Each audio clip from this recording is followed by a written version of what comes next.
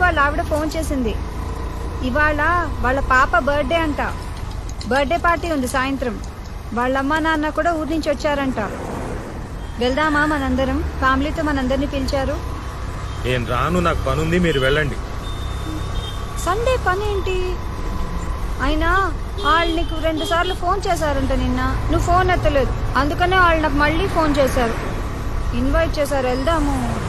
బా నాకు పనుందని చెప్పాను కదా, నేను రాను, మీరు వెళ్ళండి.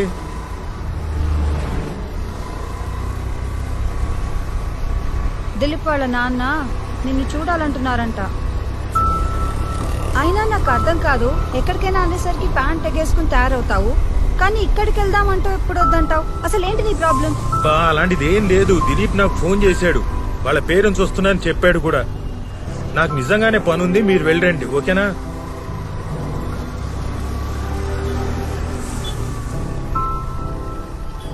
దిలీప్ వాళ్ళ నాన్నగారికి నువ్వంటే ఎంత ఇష్టం, ఎంత బాగా మాట్లాడతారు, మీ ఇద్దరు ఎంత బాగా కబుర్లు చెప్పుకుంటారు. సండే చక్కగా అక్కడికి వెళ్ళి మనం ఎంజాయ్ చేద్దాం. పిల్లలు కూడా ఎంజాయ్ చేస్తారు. ఇంట్లో కూర్చుని టీవీలో ఆ దిక్కుమాల సీరియల్లు సినిమాలు చూడడం తప్ప వేరే పనే ఉంది. వెళ్తే అందరం కలిసి ఎంజాయ్ చేయొచ్చు. సండే ఈవినింగ్ వెళ్దాము, బాగుంటుంది.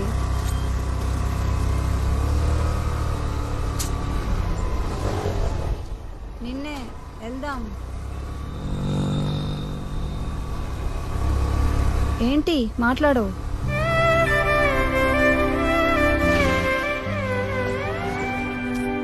అబ్బా మళ్ళీ తాగలా? బాబు ఎంతమ్మా? 40 రూపాయలు సార్. 2 కట్లీ.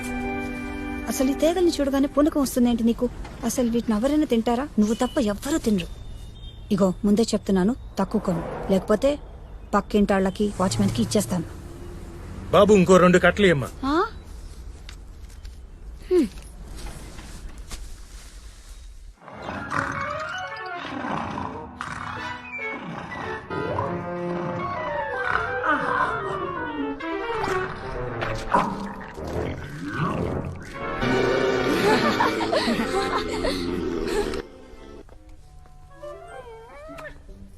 6 కట్టలు. మేం బర్త్డే పార్టీకి వెళ్ళొచ్చేసరికి నువ్వు ఒక్కడే కూర్చుని మొత్తం తిని. నీకు తాగాలంటే ఇష్టం కదా, నేను వంట ఉండను, ఒక్కడవే కూర్చుని ఊరేగు. అన్ని తిక్క పనులు.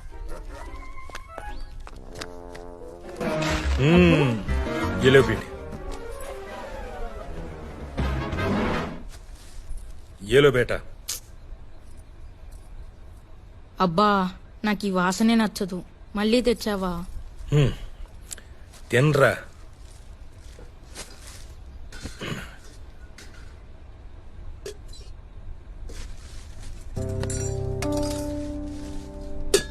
మీ అబ్బాకి మామూలుగా ఏదన్నా చెప్తే అస్సలు గుర్తుండదు.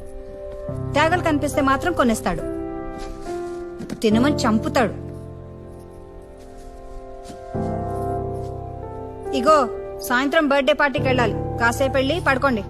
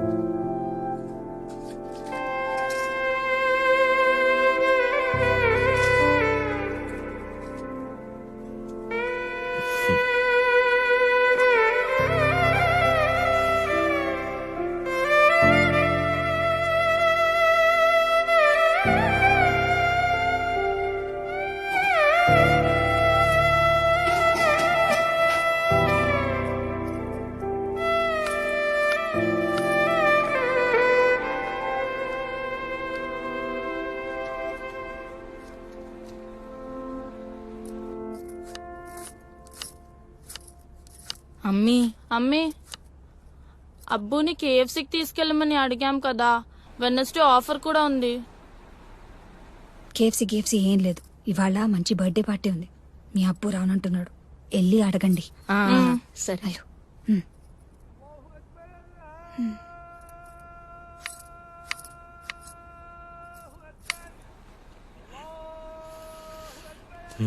కావాలా? ఈవినింగ్ బర్త్డే పార్టీకి మీరు రావచ్చుగా. మీ అమ్మ పంపిందా? నాకు చాలా పని ఉంది, కుదరదు. ఓకే అబ్బా, మనం వెనస్డే కేఎఫ్సీకి వెళ్దామా? వెళ్దాం అబ్బు.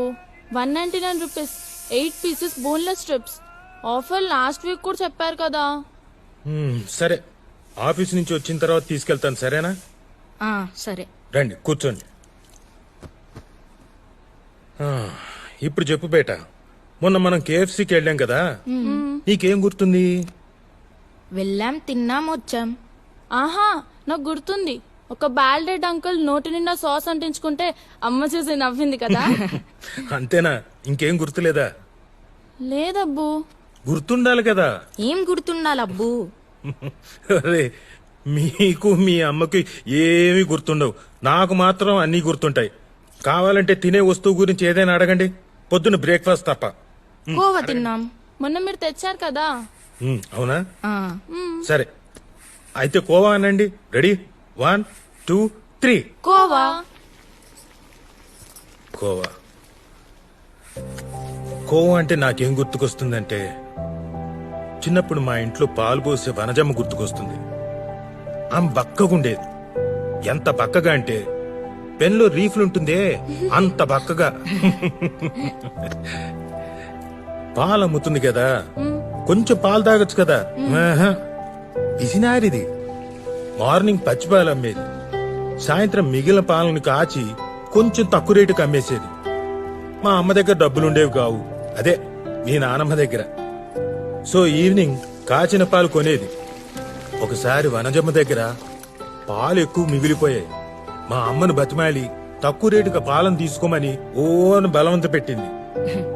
మా అమ్మ కూడా సిచ్యువేషన్ చూసుకొని 2 సేర్ల పాలను రూపాయిన్నరకి, అంటే 1 రూపీ 50 పైసే అన్నమాట, బేరవాడి తీసేసుకుంది.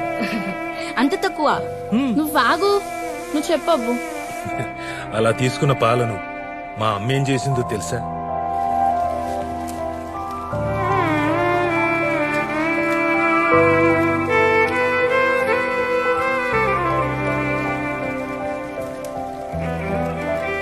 నన్ను, అన్నయ్యను, అక్కని, చెల్లిని పొయ్యి చుట్టూ కూర్చోబెట్టుకొని ఆ మాట ఈ మాట చెప్తూ పాలు మరిగిస్తూ కొంచెం కొంచెం చక్కెర పోసి ఆ రాత్రి పాలకోవ చేసింది.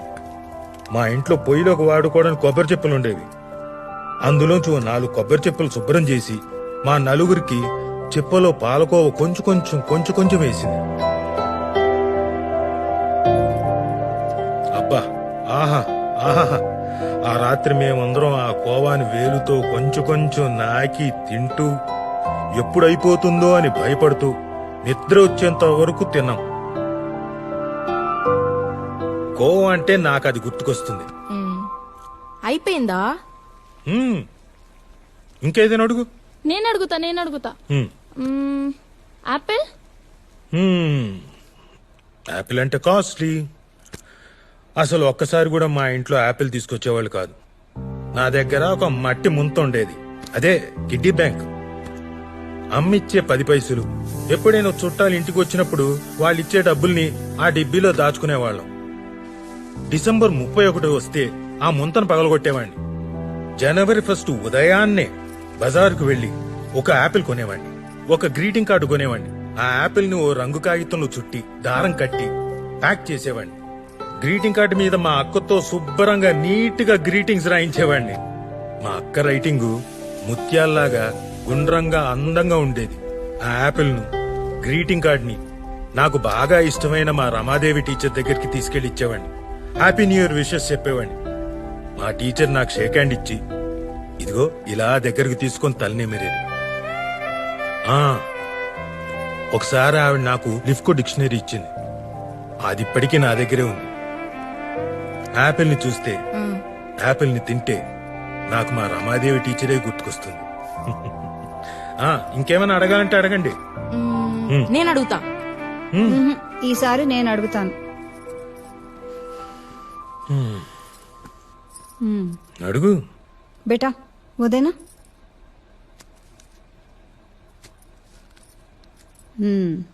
వీటి సంగతి చెప్పు. తేగలు చెప్పు. ఎప్పుడు దొరికినా తాగలని కొంటుంటావు కదా, వీటి కథ చెప్పు. తేగలు తేగలంటే మా నాన్న సల్మా. మా నాన్న చిన్న పల్లెటూరులో పుట్టాడు. ఇప్పట్లోలాగా అప్పట్లో పిజ్జాలు బర్గర్లు ఇలాంటివి ఏం లేవు కదా. సీజనల్ గా వచ్చేవి మాత్రమే తినేవాళ్ళు. మ్యాంగో, నేరేడు, జామకాయ, ముంతమామిడి. ముంతమామిడి అంటే? క్యాజు ఫ్రూట్. ఓ. కానీ ఈయనకు మాత్రం తేగలంటే చిన్నప్పటి నుంచి ఎంతో ఇష్టం. అవి కావాలని మారం చేస్తూ ఉండేవాడట. ఒకసారి ఇంట్లో ఇతని పిచ్చి మానిపించడానికి ఎవ్వరూ తేగలు కొనలేదట. అప్పుడు మీ తాత ఏం చేశాడో తెలుసా? ఏం చేశాడు? వాళ్ళ నాన్న చొక్కాలోంచి పావలా దొంగతనం చేశాడు. పావలా అంటే చాలా పెద్ద డబ్బు. అందుకని బాగా భయపడి ఆ పావలా కాసుని ఒక పేపర్లో చుట్టి అటక మీద దాచి రాత్రంతా నిద్రపోలేదట. ఆ తర్వాత చూడాలి, ఆ పావలాను మార్చి ఆ వారం అంతా తేగలు తినడమే పనంట.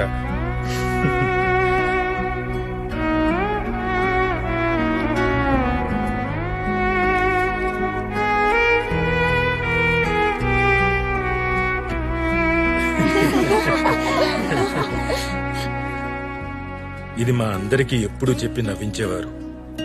మేం పెద్దయ్యాక కూడా ఎక్కడ తేగలు కనిపించినా కొని తెచ్చి మరీ తినమని చెప్పేవారు. అప్పటి నుంచి నాకు కూడా తేగలంటే ఇష్టం ఏర్పడింది. ఇష్టమంటే నిజంగా ఇష్టమని కాదు, మా నాన్నకి ఇష్టం కనుక నాకు కూడా ఇష్టం. పెద్దయ్యాక బాగా డబ్బులు సంపాదించి మా నాన్నని నా దగ్గరే పెట్టుకుని బోళ్ళని తేగలు కొని ఇచ్చి ఆయనతో తినిపించాలనుకునేవాడిని.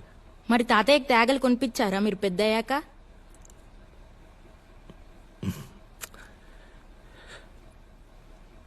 లేడుగా ఆయన. మేము స్కూల్లో ఉన్నప్పుడే అల్లా దగ్గరికి వెళ్ళిపోయాడు. మళ్ళీ రాలేదు. మా పెళ్లిళ్ళు, ఉద్యోగాలు ఏమీ చూడకుండానే వెళ్ళిపోయాడు. ఒకరోజు బజార్ నుండి వచ్చి సంచి పడేసి కాళ్ళు కడుక్కొని కుర్చీలో కూర్చున్నాడు.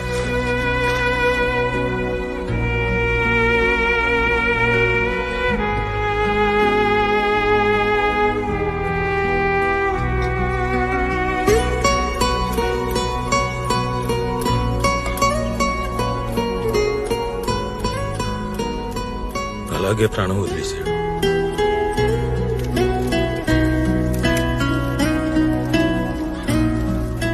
తర్వాత ఎవరో సంచి చూసి చెప్పారు, అందులో తేగలున్నాయట. నేనంటే చాలా ఇష్టం మా నాన్నకి. నేనంటే ఇష్టం అంటే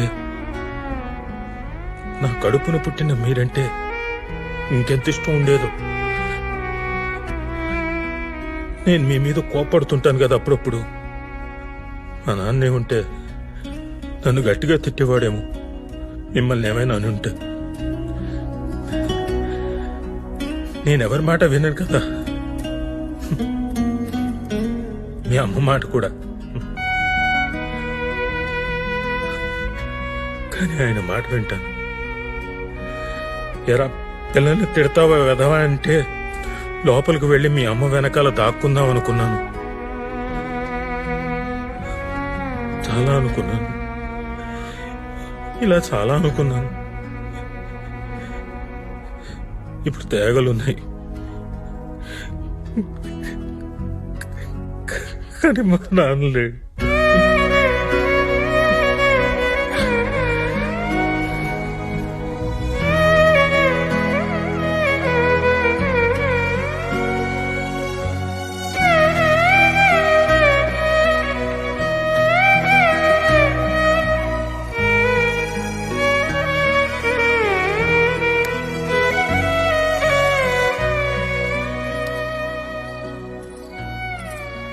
పార్టీ బాగా జరిగిందా? పిల్లలు బాగా ఎంజాయ్ చేశారా?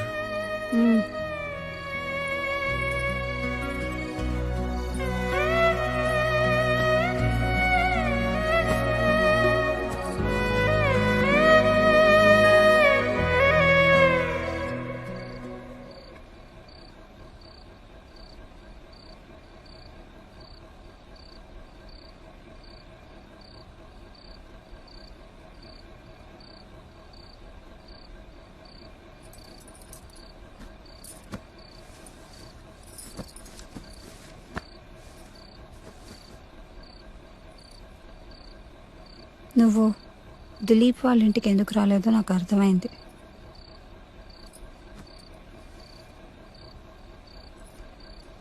దిలీప్ వాళ్ళ నాన్నని చూస్తే నీకు మీ అబ్బా గుర్తొస్తారు కదా, అందుకనే కదా నువ్వు అక్కడికి రాలేదు.